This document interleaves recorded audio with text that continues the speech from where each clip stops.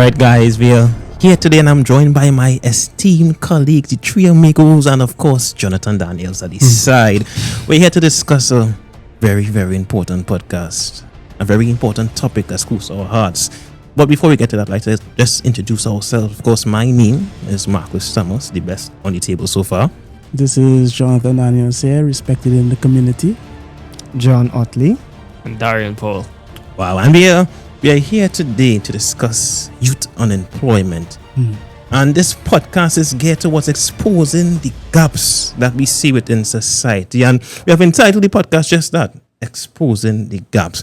And we are diving deep into something that we have all experienced in our lives. Every person at this table right now, we have experienced we'll say a dark time of unemployment, no work, no money, nothing. I'm telling you. At home doing nothing. And we see that it's not just between us, it's very prevalent in our society. It's very prevalent among the youths, actually. And it's left unspoken, it's left undealt with. It's something that needs to be, that light needs to be shed on it. And I believe you guys agree to that, not so? Most definitely. I can say that, my experience, growing up, I was told, going the educational route. I did my degree, did my master's, and was filled with hopes, filled with dreams that, once I've completed these things, that this is it. My aspirations and the reality that was to hit, that came, was quite contrary to that. And, being an individual that spent his time finding his way throughout and navigating his way throughout the system, I think later on I'll be able to dive a little deeper into that.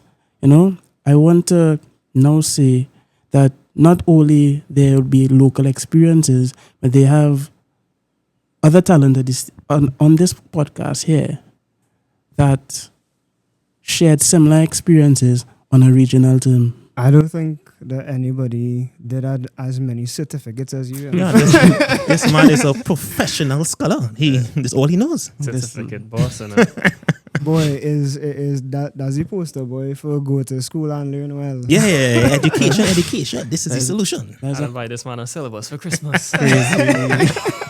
It's a consequence of the situation, man. Normal. Well, in my case, as you all know, I was the recipient of a government scholarship to study medicine in Cuba for 7 years, right? My expectations coming back home was I would have learnt my work and then I go and work in the hospital and continue. But after completing my internship period, the 7 months waiting to get a job were a bit difficult, and I would have spent some of my time, chilling, going to the beach, as well as volunteering in the community, doing a little like sports days and educational stuff, right? Yeah. But during that time, I would have been assisted and reassured by some of my colleagues that would have been in this space, and they told me, well, that's normal, like waiting a couple months. That's not normal. Boy, that's not normal. That's what they told me, So that's a bit of my experience in that sphere. Yeah, I had a similar experience too. I went to London for my undergrad. International boss. Yeah, I did a bachelor's in biotech. Then after a year, I went and started my PhD in Bristol. And then that was during COVID. I went right before COVID started. 2020, January. That's when I start. 2 months later, bam, everything shut down. Place shut down. Lock off. That is real pressure. So yeah, because of that, I couldn't finish. So I came back home and it was just confusing. It was a kind of weird time because COVID was going on and I didn't get to finish my degree and all this. I found myself in a very weird place where I was kind of trapped in limbo. And so finding a job within that space just never really materialized, and it's such a strange thing because you feel like you have a plan, everything is like lined up, and then bam, it's just it's all over. I mean, I can't say my experience is similar to yours. From my perspective, I can't touch the hem of your garments, and I'm not as educated as these young men here. But I started in the STEM program. I started my degree in a double major in biochemistry and biology. And you want to talk what you know, boy? Yeah. Let me finish. I started, but around my second year, because it's 3-year degree, I had to stop because of some institutional errors. Can't get into right now. I could not finish my degree. But luckily for me, I found a new love. And my love was business. I went directly into that. I found success in business. But what I did find was that the government, although there were things in place, or there were projects in place to assist people in this self-employment venture, I found it was very hard to access some of these things. It felt like it was just there for show, Right. but there was no support to help these people. I mean, I went through the process, and even going through the process, it still felt like I'm fighting an upward battle. I felt like I should have just gone back to school. But because of my love for it, I fought on. But what about those people who didn't have the support of their family? I mean, my family had my back. And because of that, I was able to push through day by day. Now, I am still seriously unemployed. You know?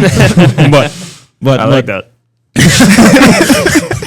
But looking back now, if I didn't have that support, if I didn't have actually friends around me, I don't think I would have been in this place today to say that I love business. Maybe it would have been a place where I would have hated doing it. And I find that a lot of youths, even though in the space of unemployment, there is a chance to enter the self-employment market, to own your own business, there's not much to push, to uplift, to how can I say it? For them to reach for more.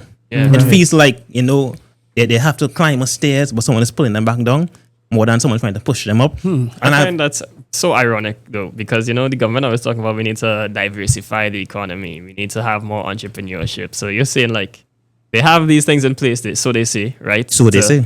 To encourage that, but it's almost for show. It's just to say it there, and it's not really facilitating you or young entrepreneurs. But to be fair, right? Leaving school and going through the educational route, I've seen programs such as World of Work. There are OJT programs. There are programs given by private institutions and third parties, recruitment agencies that help in the job market. So I wouldn't say that it is all. There's the NRO. There's a cutoff, right? There are facilities in place, but what we don't see is the unsuccessful candidates. You don't hear about them. You only hear about the success. And I think the success is in the minority. It's in the minority. But because we hear about it, because it's in the mainstream media, it seems like it's doing well. And that's my problem. That gap that we don't talk about, it disturbs me, because we are saying one thing as a country. But if I can tell you today that there are 600 doctors unemployed, would you believe that? Why? If you go to school for 7 years and you have to come back after getting a scholarship, and now there's no work for you, they're telling you that your 7 years of studies is worth nothing. I would have cried. Yeah. I don't know how journalists do it now, boy. 7 years of school. Yeah. I mean, we don't see him at home. He surely is crying sometimes. Why? All right. Well, let's see if we can dive a bit deeper into an example of such with one of our guests, Jerome, that will be joining us here to give a more personal, deeper interaction and detail as to what it means to be unemployed in Trinidad and Tobago. Yeah, I mean, well, I know Jerome as well. Coming into a place, I actually learned, I got to know him from Jonas and JD here, this side. Building that friendship, short friendship, but I think it was definitely meaningful. I hope so. I was able to see his story, and from that story, I saw that there's still a lot of gaps, even though they say again they put things in place. Yeah, this man here is my first partner in SAC. SAC, SAC is a recreational place in UWI. We get to cool down after classes, and this man, we've been through it. We met in UWI. We formed bonds, we formed friendships, and we went through the rigor together. And he himself is very esteemed, very qualified himself, and he could tell us a little bit about himself.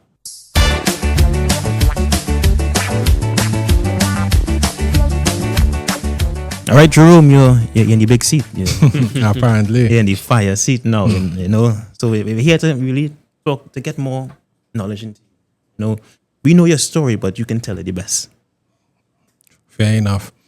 Well, my name is Jerome Dempster Babb. I am a URI graduate. I graduated with a double major in biology and environmental science. No. Big boy thing. Telling you. As you guys were talking about all of the, let's call it, gaps in the system, I would like to probably address that we all probably grew up hearing that, you know, you go to primary school, you pass SEA, you get your first choice school, everything nice. Yeah, man. Yeah, man, right? All right. Either you leave school at Form 5 or you partake in upper 6 and lower 6, right? Fair, fine enough. After that, we hear you go to university and you obtain a degree, and it's supposed to open the world. But then after that, you come into the real world and you basically realize that, all right, I've taken a few small steps, but now there's so much more I had no idea about, absolutely no idea about, right? In terms of different jobs asking for the world of qualifications, asking for experience. I just graduated. Where am I supposed to have all this experience from? 2, 3, 5 years of experience. For an entry level job too, eh? Boy. Exactly. Are you supposed to get? So- you had to have a job to get a job. I'm telling you. But I wanted to ask you before you move on. You was speaking about a point just now, but I want to ask you about what were your expectations? You know, if you could dive a bit more into expectations before you step out to you. You know, for me, when I was doing my degree, I had expectations what to expect, or what I had in my mind of going into the world of work. What were you expecting when you stepped outside of it? Expectations, graduate, have a lucrative, high-paying job. The dream. Yeah, of course. Yeah. Dream. But the harsh reality is not even close. Not even close. Yeah, I can definitely see that. Well, I would say this. In my experience, right, that dream lasted a bit longer because, you know, after I did my degree, right, while studying for my master's, I got through with an OJT program and I landed in one of those lucrative paying jobs. You know, so now I've told myself I've made it. I'm that guy, right? I can finally do the things that I've said that I dreamed of. I could do the things that I want to do with my friends, my family, promises that I made. I could now be that guy. How wrong was I? Because when I entered the job, my experience was like oil and water. When I got there, the conditions, the work experience, even though that they have the how to say, streams where you will enter the job, well, from my experience, when I entered the job, my qualifications now made me a target. I'm shining too bright. You're a bright boy. You're schooled well. We can't have you here. You know, met by a lot of discrimination, slurs.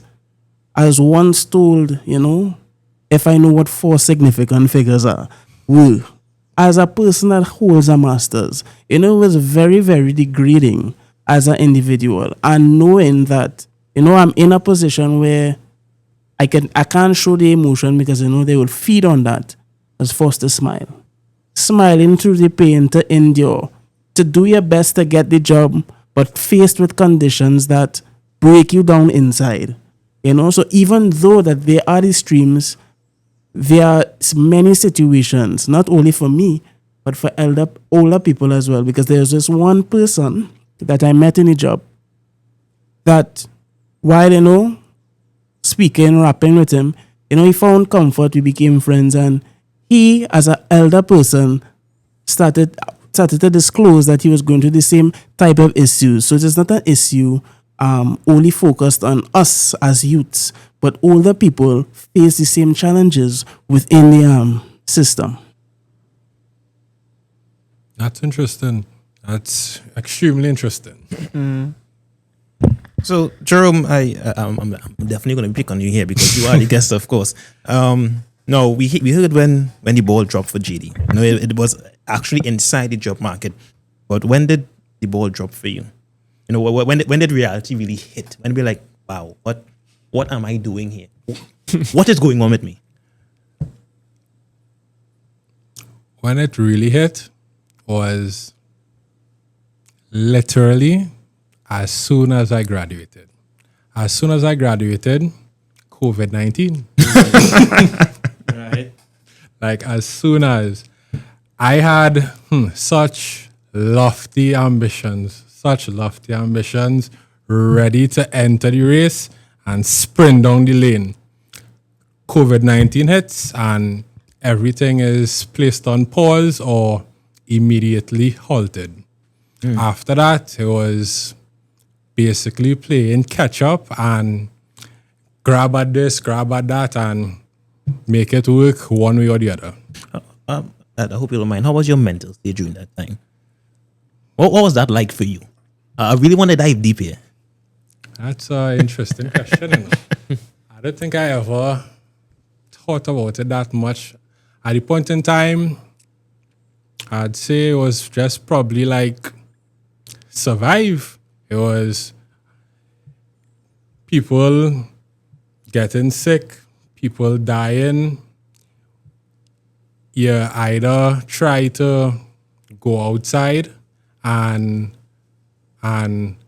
do something, or you isolate home and protect yourself, your loved ones, and especially all the elderly individuals around you. So it was, to say, extremely trying time, but I would say altogether it is probably something we could all consider as character building for sure. Because if you made it through that, you could probably make it through almost anything. Yeah, I lie to myself that way too. I definitely said it was all character building. You had to define make it through, because we're all here. But that don't mean everybody here in one piece. Yeah. Some of them pieces might be scattered all over the place. All over the place. Sure about that. What would you say the immediate most difficult part of the journey was for you? Was it like when you were home for the first couple of months? Was it finances? Was it that your close friends and family, because Tanti calling to find out, how Jerome doing? I know graduation pictures post up and thing, right? And how the next couple months were for you, or your own self-image when you're thinking about, okay, I thought I would be doing this and it's a different situation. Which one of those would you say was the most difficult, or was it a combination, or in that sense? I would say it was a combination. At first, it was probably my own self-image, my ambitions felt completely derailed, and coming down to a few months into COVID, it started to weigh on finances and so on and so forth. So let's say 6 to maybe 8 months into COVID, I started to occupy my time trying to learn different skills here and there. eventually I explored and I found trading. Right? I learned a considerable amount about the global financial markets and all of these things. It was an interesting experience, to be honest. And after a lot of ups and downs, I found a great success in it. It was a pity I couldn't continue it for a longer period of time, but it was something that helped me at least keep some degree of sanity. Like, at least some degree of sanity. That's the main thing, right? Occupying your mind. Yeah. Because when you start just your home scratching, that's when it all goes down the Right? drain. I'm telling you. But for the Forex, right? You did the Forex, right? And you seem to have mastered the skill. Not Forex. Forex, not Forex. More Trading. trading companies Right. rather than foreign exchange. Okay. So after the COVID period, right? What would you say you have found a success in? Because I remember you telling me that, the COVID time for you was quite difficult. It was under real pressure. And we both saw this program, this agricultural program, that you said we should try together. I was not a planter, right? Like my grandfather. I'm not that. But with your mentality, you saw it as an opportunity to give you some freedom and some leverage to fight your way into the future. Could you tell me a bit about that? Because I don't know nothing about planting. And you've completed the program successfully, as you told me, Well, at first, I really didn't know anything about planting myself. The main appeal, I would say, was I always wanted to own my own farm. Right? So after all the struggles of COVID and trying this, trying that, I saw the program and I was like, okay, maybe this is an opportunity. It's basically you spend a year and a half to 2 years learning various agricultural practices. At the end of it, you are awarded a grant, you are awarded a house and 2 acres. At the point in time, But you never tell me that. real good to me. I tell you that. Now, okay, so you said that you went through the program. You completed 1.5, 2 years, right? So that means by now I can expect to come on your 2 acres of land. Is that what's going on here now? Well, Trying to get your chicken, You see, that well is the problem. Eh? I wish it was an easy yes. I wish it was an easy yes. Yes, those things were promised, but at this point, it has not manifested. Why? The main problem, I would say, is the change of government. And as a result, up to this point, my entire program hasn't had any sort of information or feedback regarding to if the program is going to continue, if it's completely halted, or anything of that sort. So before this government, because I'm assuming this is a program that went on before, so people were awarded land and housing and stuff before your cohort? No. No. At the point in time I started, Uh-huh. there was the first cohort, which they were like at least 6 months extended over their original 2-year period. Oh. Yeah. And they were basically like just occupying time, waiting. Oh, wow. So Yeah. there's 2 years of cohorts that nobody got anything. Basically. That's insane. Now I heard that some people from the first cohort were awarded what's the name of it? Were awarded a certificate for occupation, right? Okay. But after talking to a few other people, it seemed as though the presentation of the certificate was more for show Right. rather than yes.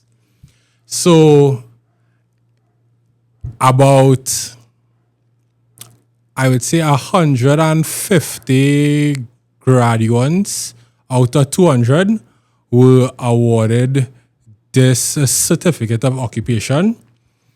At the point in time, the houses were uncompleted, and basically there weren't any actual utilities available for us to successfully go about this endeavor. Right. Okay. It was just a bunch of smoke and mirrors in the end. Basically. That's Yeah, depressing. that's what I'm talking about, you know. So I guess it's not just in the self-employment field. So this is just rampant everywhere, as we can see. Across multiple industries. Yeah, that's wild. Crazy.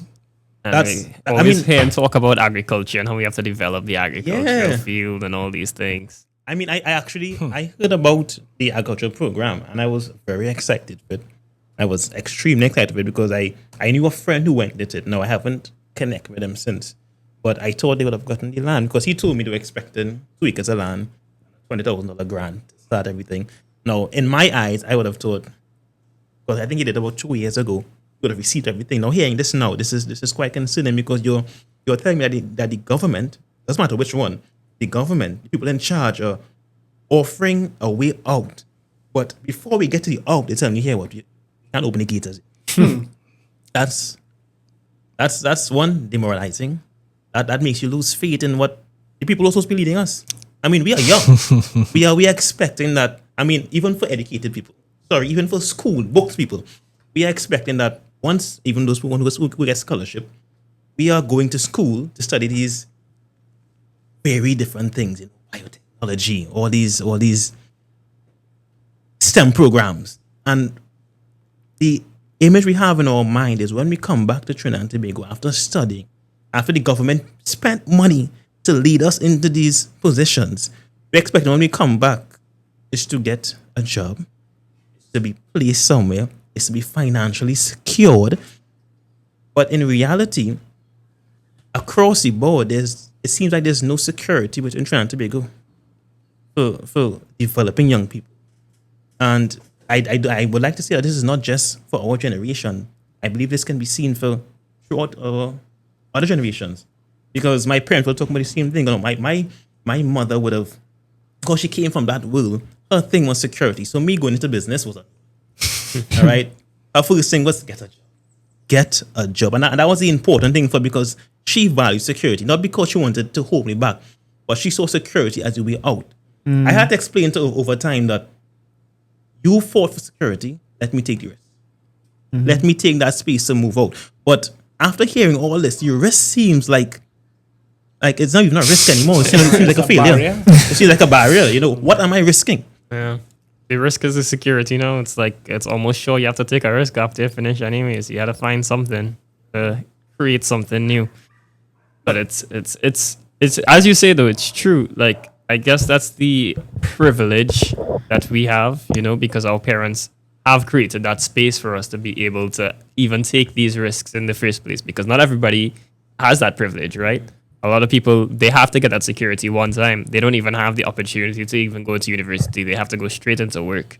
And that is where the issue is as well, right? Because now it's even harder, because if there aren't jobs for people with extremely high levels of qualifications and all these things, if everybody is fighting for jobs and everybody is looking for just even entry-level positions right now, the more vulnerable people who need those jobs, who have no option to really be on jobless and just be waiting for something to come their way, they're even worse off because they're fighting day to day, and they need those opportunities, and that's a big issue. And I think so as well, because, even if you do get in the system, like I was saying before, like, my experience was horrible, and I know my colleagues shared a lot of those same experiences. So when you do get in, you start to lose your sanity, because of the treatment of, there's an old saying that goes way beyond my time: comply and complain. What is that? You understand? You can't bring up an issue. You can't speak about it. There's nobody to address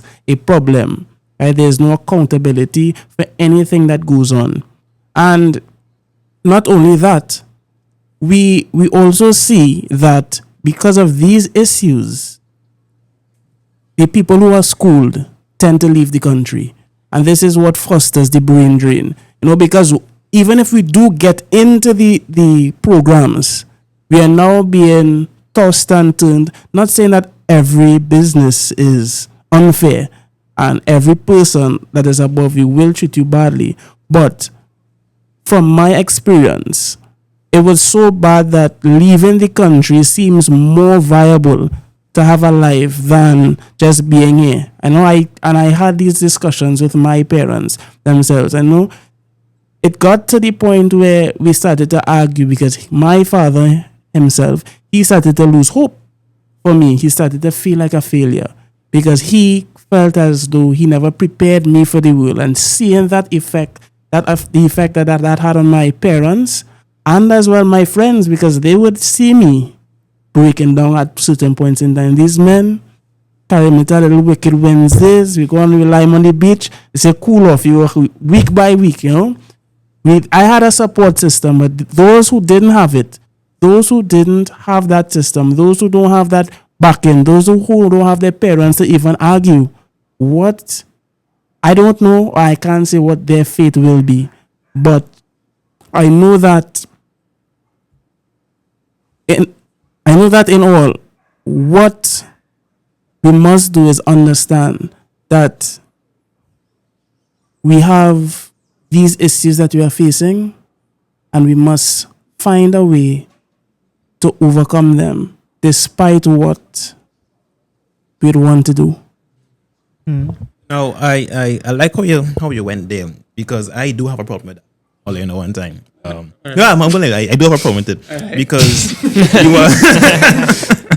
you are asking people who are new, who are fresh to the market people can see, of course, at the ending of all this that, yeah, you all are youths. You need to make the way. You need to pave the way. But who are the people that are supposed to be guiding us into these places? I'm not saying that we need to be walked or potty trained into these things. But it seems, I'm going to say it again, it seems like we are left in a place where we can't go left or right, because you went to talk about the brain drain. My problem with the brain drain, and this is the next gap, is that when you give people scholarships, they are mandated to come back to work. So when you come back to work, you have to fulfill a mandated public servitude. All right? But if there are no jobs available to the public, but by contract, you can't work outside in private until you get the public done, what are you supposed to do?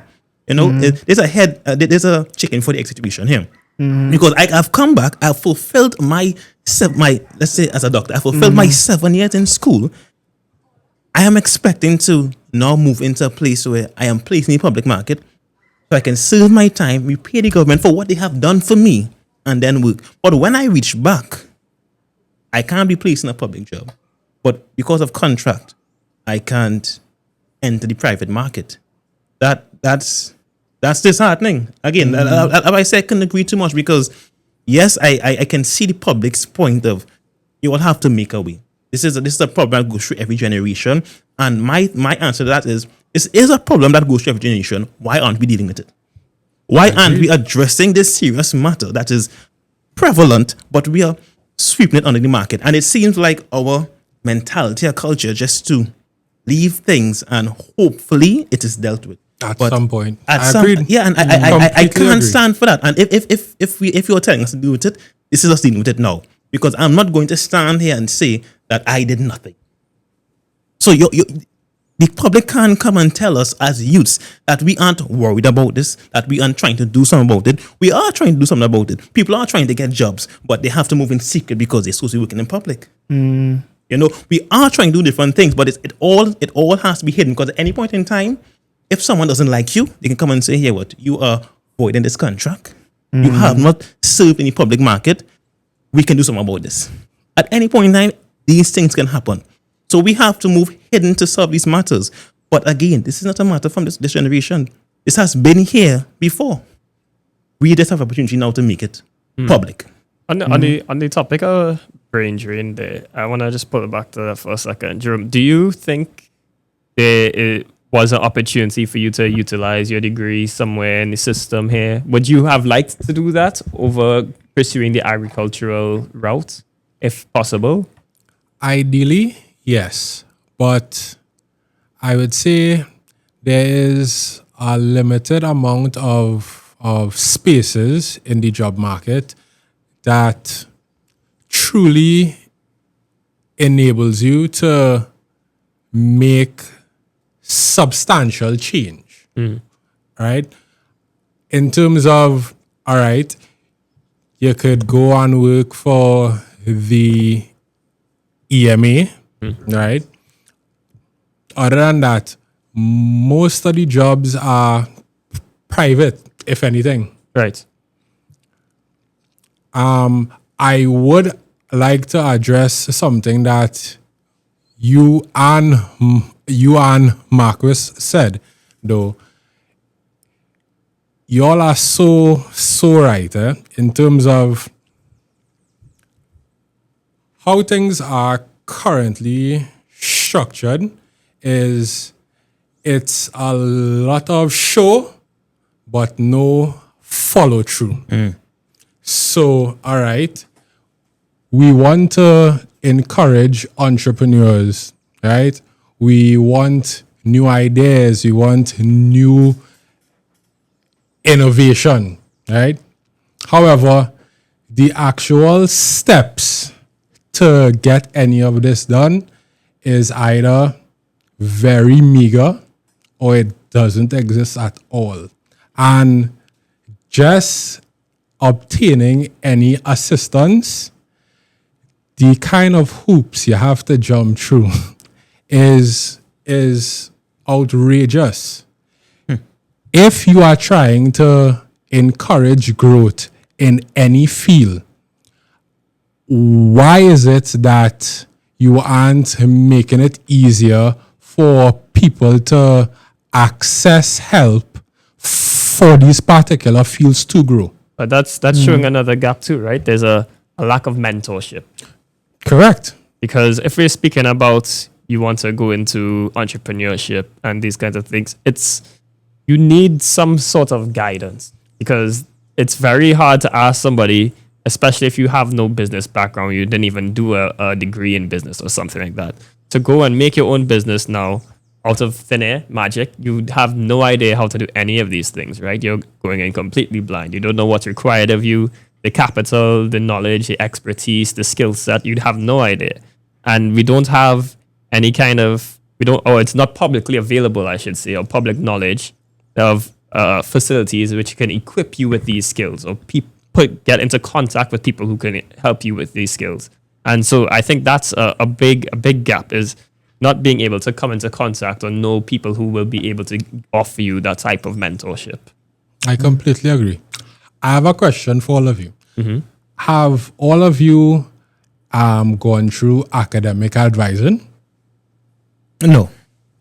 Well, I didn't go to UE, but Yeah, I did academic advising. No, I have not. I had something similar. And how was your experience in that? Well, so I did this in London, so it was a bit different. When you speak about academic advising, you mean in terms of, this is talking about how to go about getting employed after university? Yeah. Yeah, okay. So it was interesting there. I mean, they gave us some very tangible skills as well, like how to write a CV and these kinds of things. So I felt like the skills we got there were properly equipping us for work. They also had like open days where companies would normally employ within that field would come in and speak to us. And it was some big pharma companies, mostly because I did biotechnology. So mostly like pharmaceuticals and those kinds of things. So I found it interesting because, again, it was things I never really thought about. I would not have been taught these kinds of things during my curriculum. I didn't even know what CV stood for up until that point. So I just know the way to resume. I didn't even know what a CV is. I'm really saying CV, what was that? I don't know. So it was interesting to just be exposed to that and learn these new skills, because otherwise you kind of lost in the water, if there's nobody to guide you to these kinds of things. And this is the kind of mentorship that I'm referring to, these kinds of soft skills that aren't taught in our school curriculum. And my experience is quite different. Academic advising meant that, we would learn the courses that we needed to take for the term. That has nothing to do with the world of work or what is actually required for entering into our field. So like an experience that I had was, I felt ill a day in UE, so I was sent to the health unit. When I got there, I'm asking the doctors, like the doctor asked me, what do you want to do as a profession? I said, I want to work in a medical lab. So what are you doing? I said, I'm doing biochemistry. He said, well, you need to go and do a medical lab certificate. I said, what do you mean? He said, well, that is a certificate that people accept in the workplace for you to become a medical lab representative. And I was like, but isn't biochemistry encompassing that skill? He was like, yes. So I was like, so what are you telling me? He said, well, even as a doctor, I needed to go and get certain certifications to be able to practice things that I already know. He said, I didn't make the system. He raised his hand and said, you just have to do what you have to do. And this was not learned in academic advising. This was learned going to the health unit, And so to answer your question, academic advising was more about how to go about doing what we had to do to succeed or pass, get a degree in UE, as opposed to learning what the world of work really entailed and what was required for us during the time in our tenureship. That's a prime example of Trinidad's system versus London's system. But see, I guess this is a difference, but this is not an excuse for Trinidad. But I would highlight that the difference between those two, because JD and I did very similar degrees in biochemistry and biotechnology, a lot of overlap, right? But the difference is, I would say the biotech field in the UK is more mature, right? Yeah. There's more businesses, a lot of private entities that you can get hired into and you can stay there and you can work, whereas very young, if almost non-existent here in Trinidad, right? Again, but the reason I say that's not an excuse is because at the end of the day, we are still giving out government scholarships.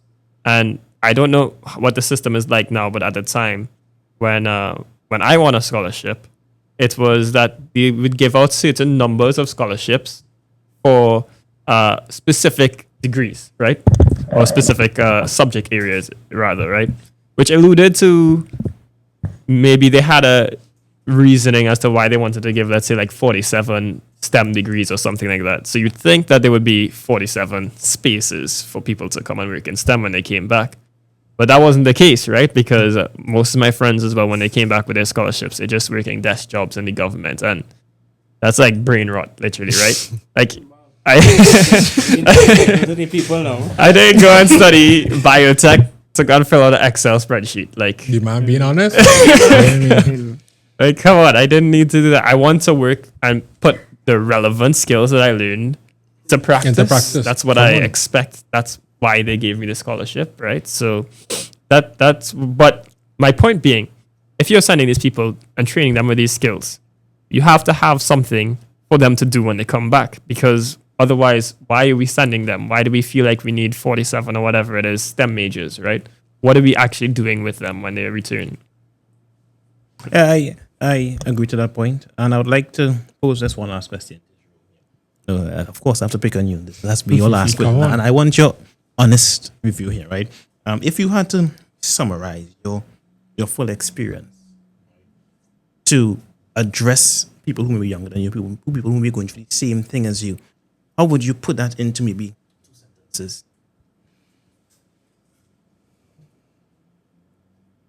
Let me expand out some more.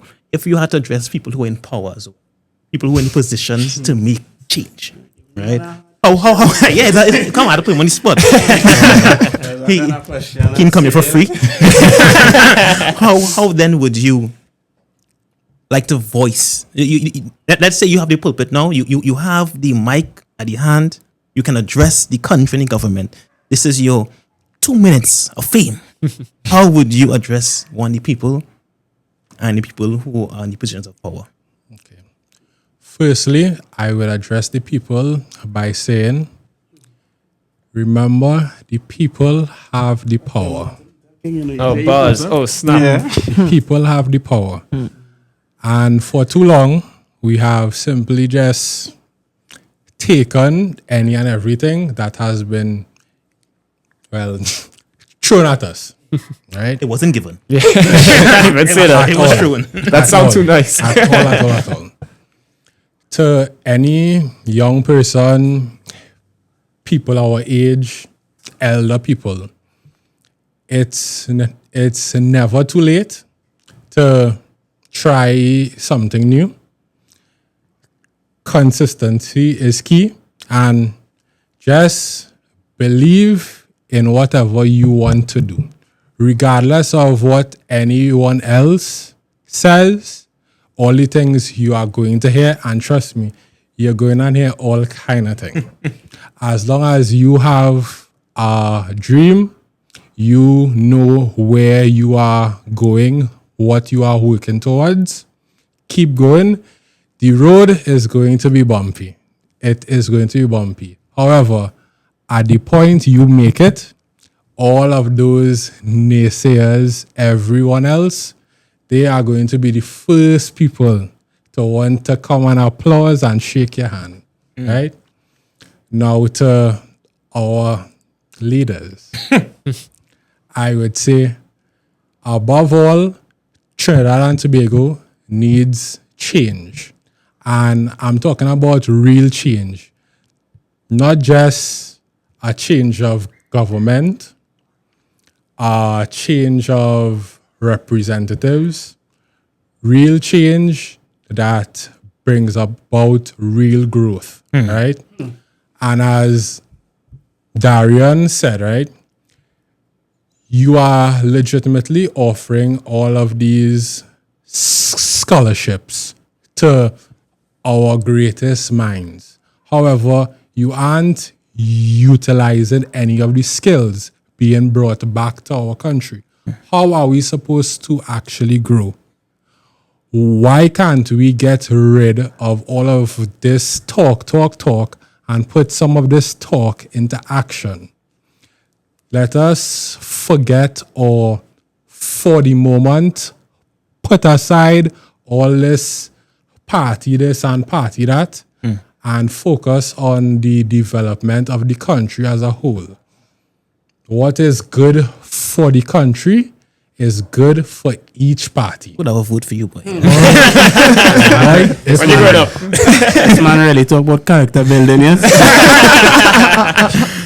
Now, sorry, you go ahead. No, sure. No, we have all been sitting down here for a while, and of course, for my lack of hair follicles, you can know I'm a youth. But we have been talking about youth for so long, but we haven't at all said our age. All right. For I'm looking at you, you could be about 40. But we know that's not true. So before you leave, just let them know that you are actually a youth in the system, please. How old are you at the moment? I am 28 years old. She's younger than me. Jeez, something's wrong here, boy. I don't know what's going on. Anyways, it was definitely wonderful having you. I love your insight. I love your thought process. I mean, it seems like we're on the same page.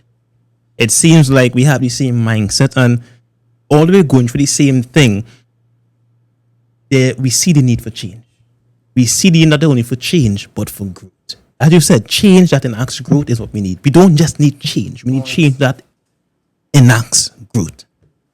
So I really thank you for taking up your time just to be here. I know it might have been difficult, but the country needs to hear this. The country needs to know what's going on and right you now. are most welcome. It was a pleasure being here. Thank you. Thank you so much. Now, we're not done as yet. Trust me, we are certainly not done yet. We have one more. We have one more guest here, and this is another close friend of mine. He goes by the name of Adrian. He's for me, a very successful businessman. He follows in he follows in the field I took.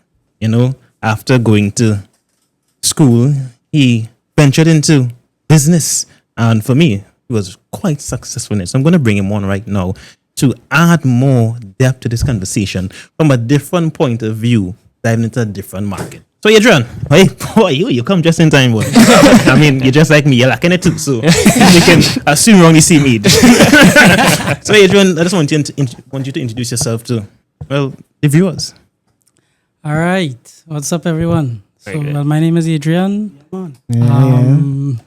Yeah, that's it. Such a well-spoken man, I must say. So, Adrian, you have studied business, not so?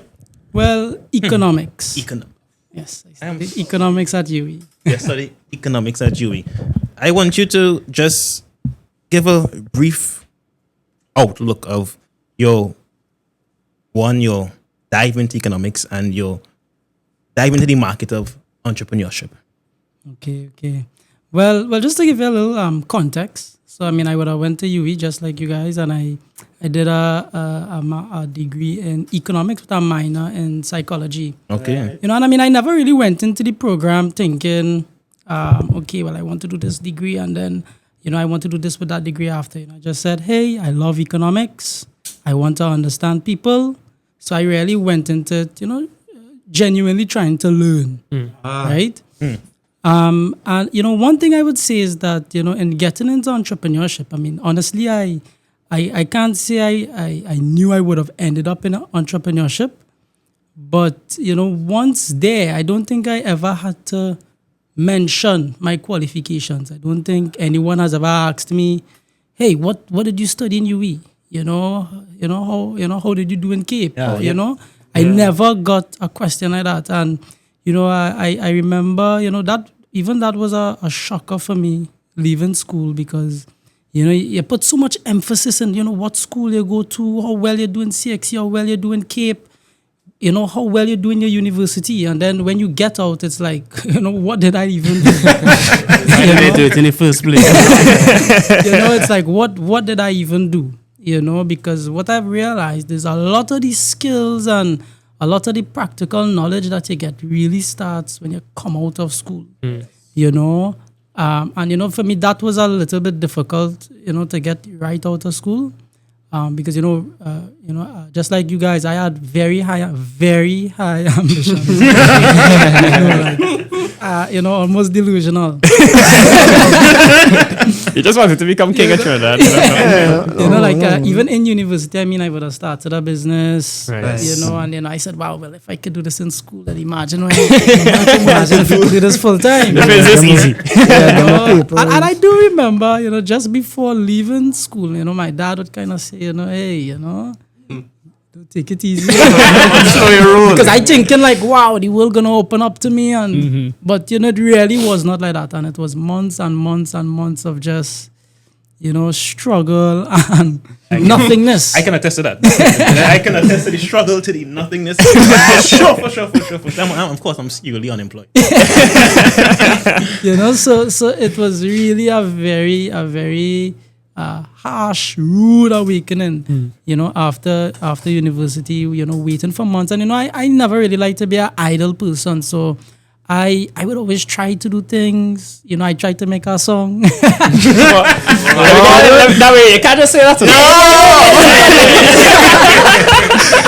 You know, so I really tried to do different things, keep myself active. You know, but one of the things I would say, though, is that, you know, because, you know, I would always watch biographies on some of the great business persons, the Steve Jobs, the Bill Gates, etc.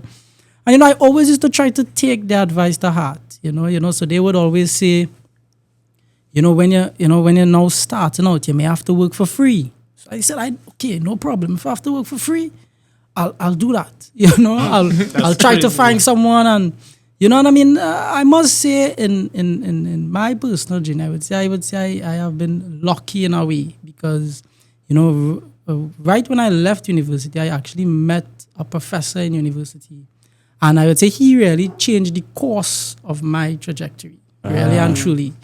You know, because he would have, you know, introduced me to certain, you know, I mean, so imagine, you know, I would have studied economics, but, you know, in my business, I more do like what you call corporate secretarial services, which is completely unrelated to economics.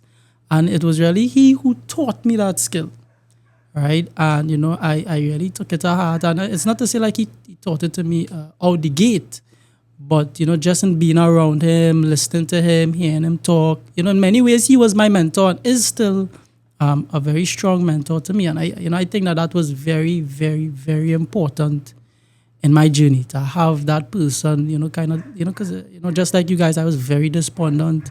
You know, I remember going to job interviews. I remember I had a job interview in South. And, you know, based on what the pay was, it was like my transport would have been my pay. Yeah. It was a very pain to go to work, yes? Yeah, it was a very painful process going from interview to interview and nothing materializing. And, you know, I'm still trying to do something on the side because I don't want to be idle, you know. And, you know, I finally got my first opportunity, I would say, right after graduation, which would have been in like October or so. Mm-hmm. I got my first opportunity. And, you know, well, since then, I've really just been building on my business. But, you know, just to kind of, you know, touch on some of what you guys mentioned before, because, you know, in building that business, you know, it honestly is not a walk in the park. It's not a walk in the park. You are against impossible odds. It's extremely difficult. And, you know, the kind of hours that you have to put in, you know, it's very difficult, especially in Trinidad. I'm still waiting for See, what they don't tell you is entrepreneurship is a full-time job. It's 24 hours, 7 days a week, because you're getting paid as much as you want to get paid. Is that you don't wake up and come and you have to make your own security. Exactly. Other jobs well, security, boy, I don't even know if that's a word you could use. You had the gate, you just don't have the lock.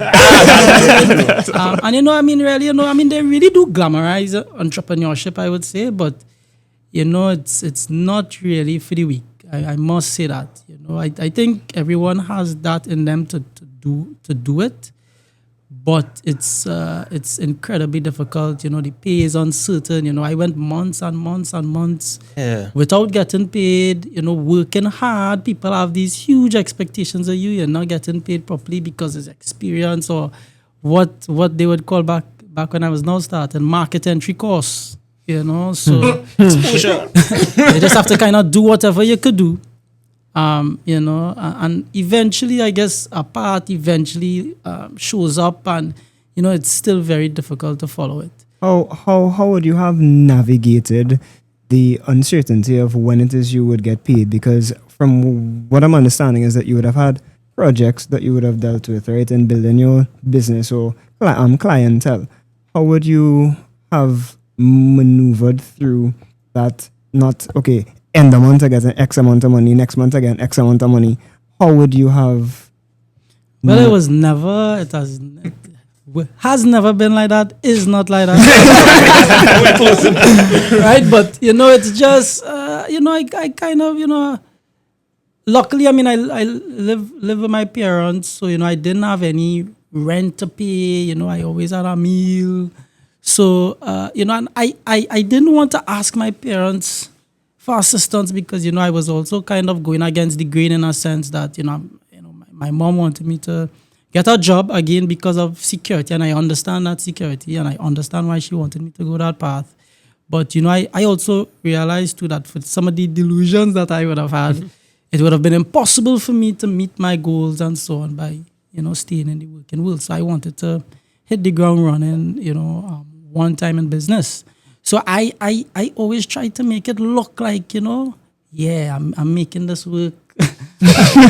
I'm happy things are working out. I know about that. But, you know, it really was, you know, months of nothing or very little. And it really has been a compounding effect over the years of just grinding it out month after month, until finally you realize, you grow to such an interesting thing, because sometimes you don't really realize it until sometimes you look back and realize, wow, But it's really been a very, very tough journey, and I think the field that I'm in, it's a lot of luck, because the field that I'm in as well is, the business that I'm in is a necessary thing. So in the sense that a business cannot really shirk on the services that I offer. You have to do your taxes, you have to do your filings, you have to do it, otherwise you'll face penalties. So in that sense, I've been lucky to have a constant and even growing client base. But when I look around, because I with my economics degree, I love to look at the actual marketplace and analyze it. And it's becoming very hopeless, because there are lots of people that are trying things and very talented in what they do, but the market just isn't there. And it just seems like things are getting worse and worse and worse. Yeah. Even when you look at starting wages for when you leave university, it's actually declining.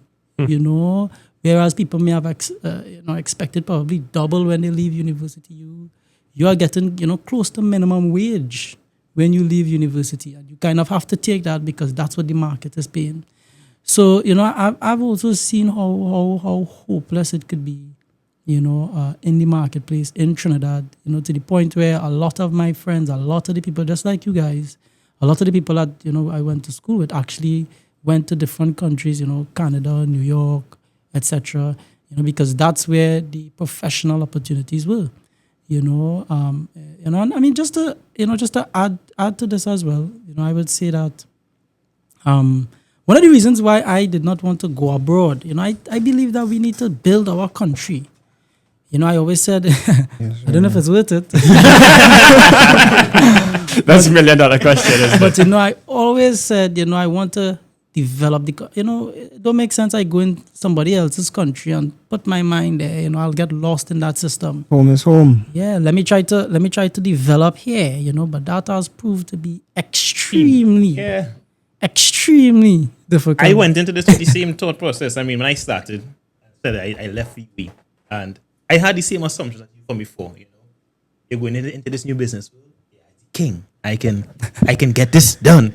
And unfortunately, I didn't start in what would be considered a need. I went into marketing. Now, I know it's a need for me when into the space, but I went into marketing one time.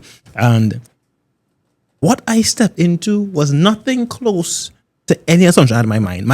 All the walls, all the imaginations, all the great thoughts in my head were all shattered. And there were a lot of different effects to that. There were a lot of different reasons for that, because one, the availability of resources, and two, when the ball dropped for me was realizing that even in business, now I had a mantra before and I had to change that in my life. I say these things a lot, moments are best enjoyed together. So I wanted to build a business with other people. I think maybe it was a lack of self-development. I think a lack of confidence, a matter of fact, that I couldn't do it alone. So I went into business with other people. And the ball dropped when I realized, wow, this is a whole new scope than doing it by yourself. We were quite successful. I mean, we went into marketing and we were lucky, as you said. We got some huge contracts. And at that point in time, I thought, honestly, we were above the world. And my friends could attest to that, because they were there in points in times where, money was nice and your boy was king. And but the ball dropped and I realized that in this thing called business, one, there's the lack of resources, and two, it's not as bright as it is. There are problems within business. There are serious problems in business. One, you are not sure that you can buy a bottle of water at the end of the month. You're not sure you can pay that water bill. Right? It's that hard, and with other things, with other personalities involved, it becomes even harder to manage business and manage personalities. And at that point in time, I got no mentor. I had nobody to mentor me. That was just me being me. I was lucky up to a point, and things fell down. Now, luckily right after things fell down, this has to be luck, it has to be God-driven. I found a mentor who guided me through that space. It's something I needed at a point in time, and it's something I didn't get from the government, something I didn't get from the quote-unquote resources. I don't want to say quote-unquote. It's something I didn't get from resources that were mentioned inside the different governmental bodies. But my mentor passed last year. And that was hard on me because he guided me through a lot of the problems I would have faced. He instilled some things that I thought I didn't even think about, but were quite simple. And I believe that a lot of people who go into business right now don't even have that mentor to guide them in that space. So without that, when I look back now, if I didn't have that, I don't think I would have been able to sit down here right now. Right. You see, but that's exactly the point I was making when I was talking to Jerome earlier, right? Both of you alluded to it. The fact that you did have that mentor figure is what helped you to succeed. Yeah. Right. And so something that is very key. I don't think it's coincidental that both of you were able to succeed going forward with that. So these are the kinds of resources you really need to put in place so other people can also be privy to that same opportunity that you two were lucky enough to get. Yeah, and I mean, that mentorship is, wow. As I said, me meeting my mentor shifted the trajectory of where I was going. Definitely. I'm not exaggerating, right? So mentorship is very important. Even some of the situations I would have faced while running the business, you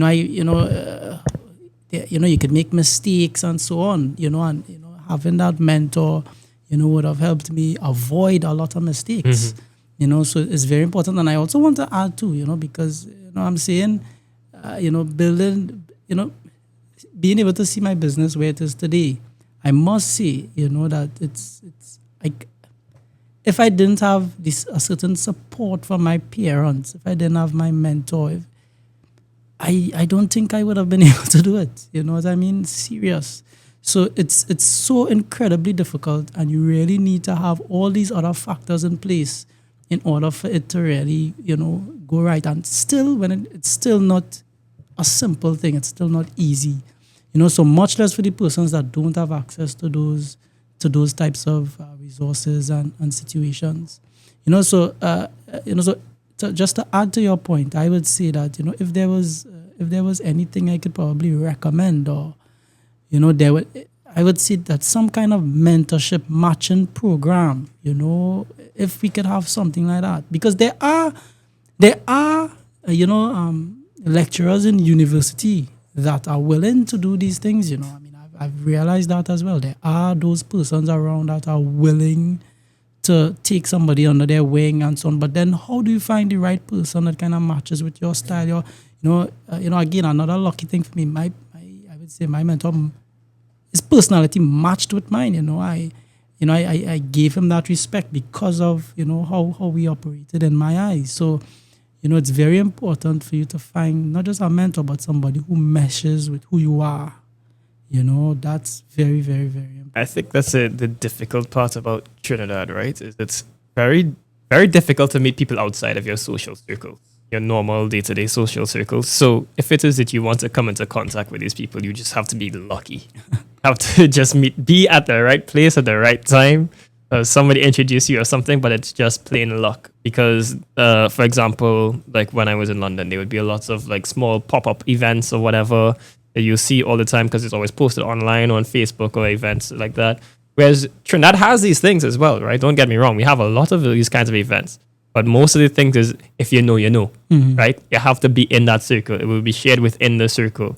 So it's very hard for people to have discourse across circles. There's not much bisectionality when it comes to those kinds of conversations. And that's where the real influence really comes from, right? That's how we can actually start having proper development and we get intellectual discourse when we get the bisectionality. And I think that's the main thing that we're really missing here. Because when I entered the business space as well, I was not successful like these people here. Right? I don't know. They fall and they get lucky. I don't know where that luck come from. Because, I seeing the difficulties and starting to experience my reality breaking, in seeing the real world of work. I did smaller businesses when I was younger. I did a phone business and, I fix phones, I sell phones, and things was building, and I would say it was going successful until I get robbed. And then that was the end of that, all of my investments, all the hard, long nights of work, which they spoke about is very true. You're up 2, 3, 4 o'clock in the morning, getting your products out, and then it's at class 8 o'clock in the morning, and then you have this vicious cycle where you're just working. And then not only myself, but I know many persons has experienced, in one fell swoop, you get one robbery, all the months of work that you have done, all that money gone. You have to start from scratch, and not everyone is able to start over, With that robbery, I wasn't able to bounce back, because paying off the debts, I had to borrow a lot from family, friends, and paying the debts to just balance to get the business to zero. So it to be neutral, for it to pay itself. When it got to that point, is when I was robbed. So it's like I didn't do anything for years. Wow. That was very crushing. You see that you sell this last device and your business could now stand on its own. It's now gone. And that in itself, while studying, did take a toll on me, because while I know that my brothers were successful and seeing that I try a thing, right? I wanted to be lucky too. I wanted to have that success to say, as a fallback. And not everyone, as I say, not everyone, if without the right guidance, you would be able to succeed. And I think that is very important and very good to note. Yeah. You would. Just to add to that, right? Because when you use that word success, I would use that word very, very lightly. Very likely. Right? In the sense that I feel like you every month, every day, you have to fight for your keep. You know what I mean? Every day, every month, and every dollar earned, is not a free dollar. You know what I mean? So Yeah, I agree. I would never rest on that word and say, I don't feel like I'm a success, right? I am just fighting, trying my best. Fighting a good fight right now. I wanted to touch on what you said there, because there's a hidden ripples inside there where, without a mentor, it's hard to see. There's the emotional toll it plays on your life. And this whole entrepreneurial space. Now, he talked about him feeling, you quote unquote say I'm successful. I have failed more times than I have been successful. I have failed more times than I can wake up. I can promise you that failure, I had to learn to accept failure. It was the constant back and forth with depression and getting back out of depression to go back into trying to make the money again, because you're in this space now. For me, I couldn't give it up. I found a love, and I had to deal with a roller coaster of emotions, dealing with relationships, families, and the pressure that the pressure that the entrepreneurial space placed on me before having my mentor, without having the guidance, it was destroying. I mean, I'm in a place right now, I'll be honest, I'm in a place right now where I have to start over again. You say success, you say I might be successful, but as Adrian said, I can't even fathom it right now. The amount of money I have lost within the last year, I think when I think about it now, when I really think about it now, the figures that I have lost in the last year because of lack of knowledge, because of honestly, things out of my hands that I can't even control. And that's things that people don't talk about. Sometimes failure in business don't come from you now. There are things that happen that just out of that's the hand of God, and you have to learn to roll with it. Like, I mean it as talking from experience, I'm going through it right now. I have lost a huge sum of money. Look, when you think about that number just now, it looked like you had a little PTSD. I'm starting to sweat. I wasn't sure if I was going to finish your sentence. I'm starting to sweat right now, I started to sweat. But luckily I am home with my parents. But when I started business, the day I started my business, I left my mother's house.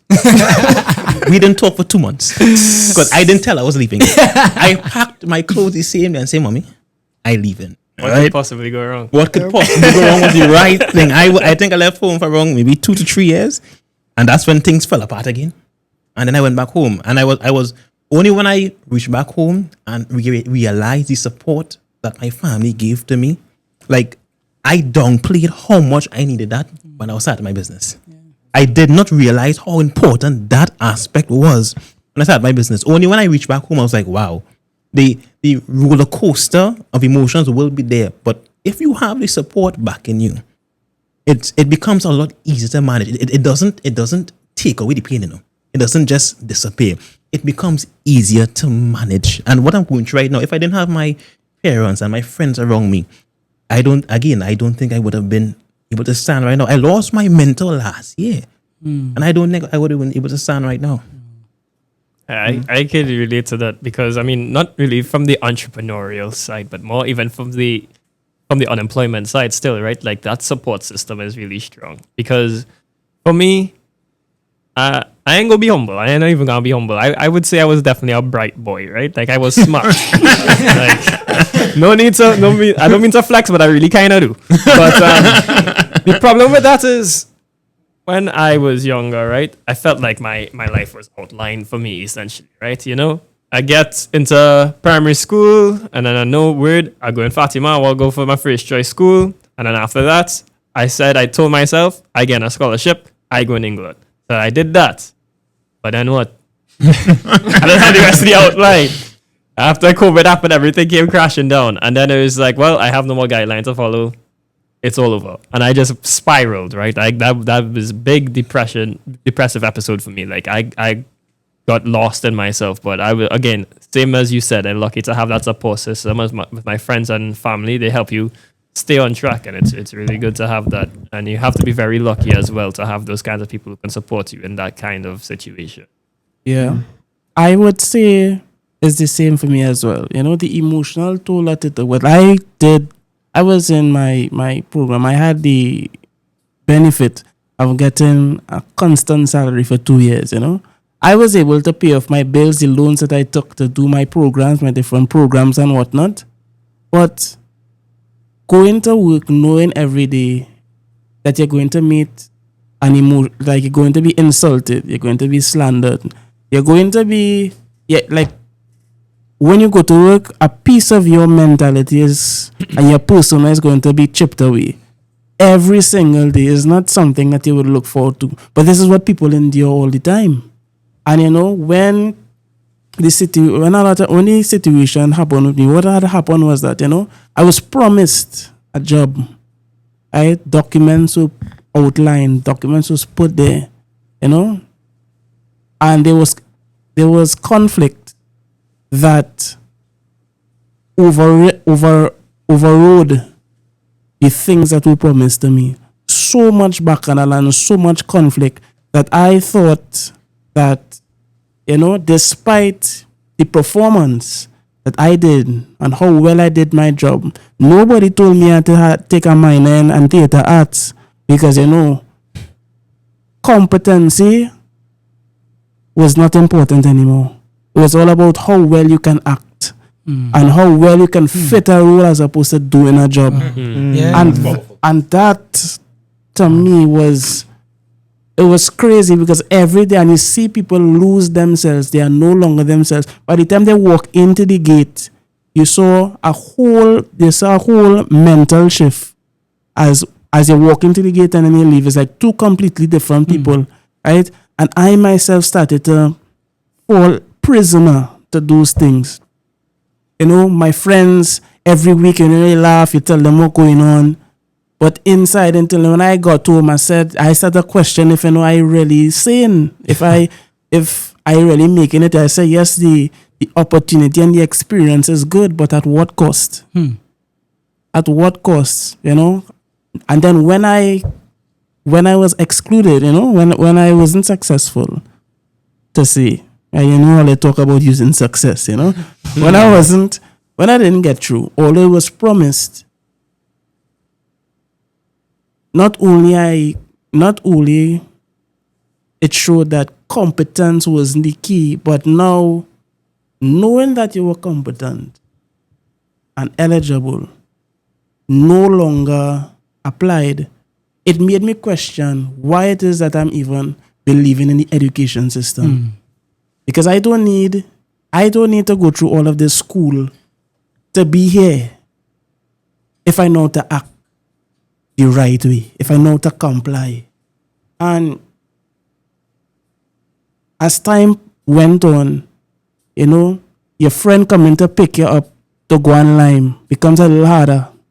Because you could no longer say, all right, I go part 20 in there for the gas. You can't do that. You have to drive past KFC or Royal Castle. It's smelling good. You never used to think about having to buy the 2-piece. But now you have to think about that. You have to hey boy. Okay, study if you could even get a little one biscuit. You understand? You have to, these realities set in. It becomes real. The life that you expected and you were a part of was taken away. And in my experience, that was told to me. It's like, we control your future. So you have to know to act and believing in the institution and the bodies to go against that. When I followed the particular route, didn't help. And now I am stuck. I am in space, lost within that entire system, fighting, No, I could, due to the support as well, my friends and family, they make me be able to get a royal castle. You understand? That's the moral of this story. They allowed me to stay afloat. No, yeah, but they kept me afloat. And this is the key. This is the key to surviving, the bonds that you make, because as Darrian said, without that mentorship, without that safe space, without that group, and I know there are people that don't have it, what is their state? How much pain do they hide behind a smile just to go from month to month? From day to day. From day to day. Because as I was saying before, one of the persons that I was working with, as soon, we was rapping, as an elder person, we started to speak because of our job. He was going through the same issues. He took his life. Wow. He took his life. And it was, he couldn't cope. Right? Well, that's what he was telling me. He couldn't cope with what was going on. Right? There may be other factors that I may not know, but based on how we spoke in confidence, he was frustrated. He couldn't understand. And there's such a tragic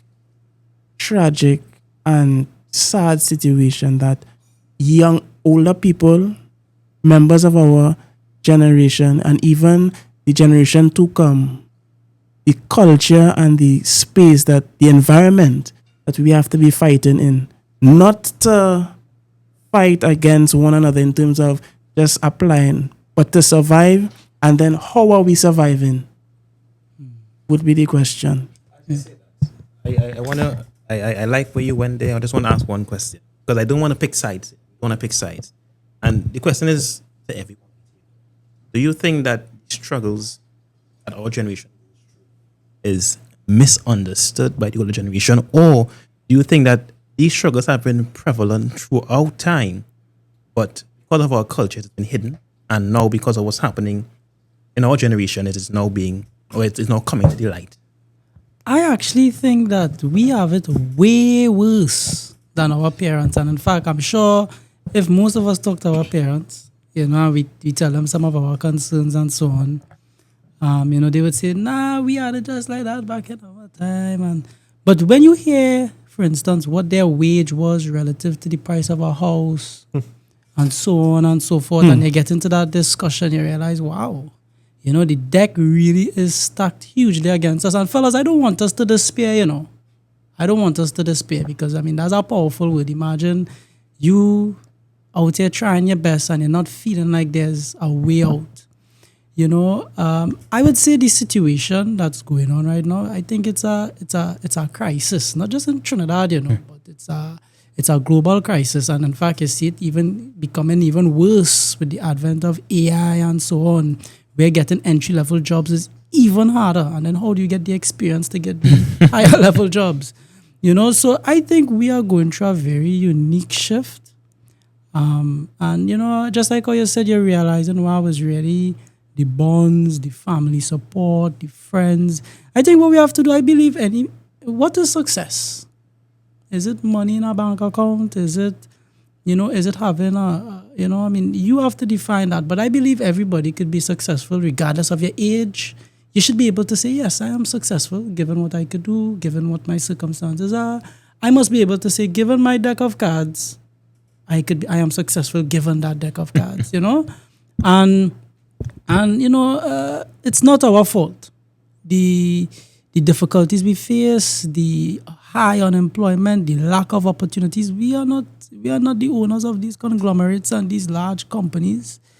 We just came into it. It's not our fault, and to fight out of it is almost impossible.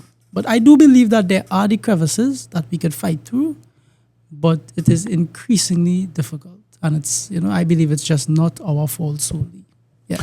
Adrian, something I definitely love this session with you. I mean, you share my mindset. Once again, you're in the same field as me, and I definitely connect to that. And I really appreciate what you said just now, because you answered the question I was going to ask anyway. So I don't need to ask you, how would you tell the people this? Or what would you put in one sentence to the people? So I'm glad that you came to that end on your own, because it's needed to be said. I feel, and you can correct me if I'm wrong, I feel we have really touched on exposing this gap we see in our society. And I mean, that's the name of the podcast, exposing the gap. It fits so well, doesn't it?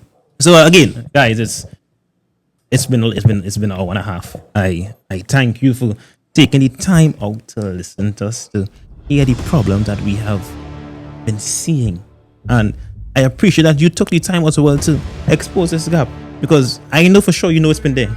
And there are lots of you who are watching right now who are going through the same thing, who just want to be heard or want to realize that there's also people outside there going through the same thing. Because as JD said, his friend took his life.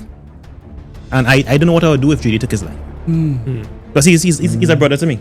And I can't, I know how it would hurt me, and I can't have other people going through that same thing. So this is a problem that needs to be addressed. I mean, you heard it from Jerome, you heard it from Adrian, and among us, we are going through the same thing. We just have the support system. But what if we didn't, fellas? So guys, thank you. Any last words?